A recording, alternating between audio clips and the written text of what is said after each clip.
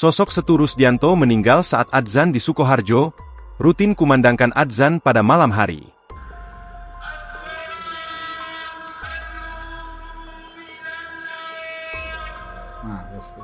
Kepergian Setu Rusdianto, muadzin Masjid Mujahidin Manang, Desa Sanggerahan, Kecamatan Grogol, Kabupaten Sukoharjo, meninggalkan duka mendalam bagi takmir masjid.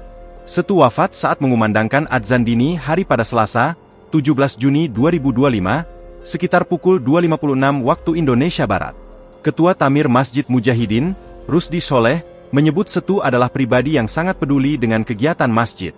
Selama bertahun-tahun, Setu menjadi satu-satunya yang secara rutin datang ke masjid setiap dini hari untuk mengumandangkan adzan malam. Pak Setu itu dikenal sangat rajin ibadah. Beliau selalu hadir salat 5 waktu di masjid, dan khususnya adzan malam, hampir tidak pernah absen.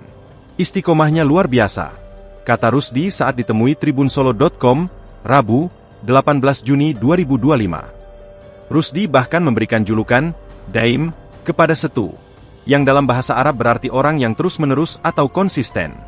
Julukan itu diberikan sebagai bentuk doa agar Setu selalu istiqomah dalam memakmurkan masjid, terutama dalam menjalankan tugas adzan malam yang cukup berat karena harus bangun di tengah malam.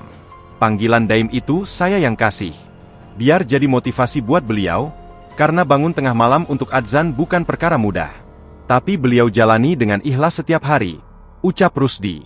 Sebelum peristiwa yang menghebohkan itu terjadi, Setu datang ke masjid seperti biasa sekitar pukul 2.30 WIB untuk bersih-bersih sebelum mengumandangkan adzan.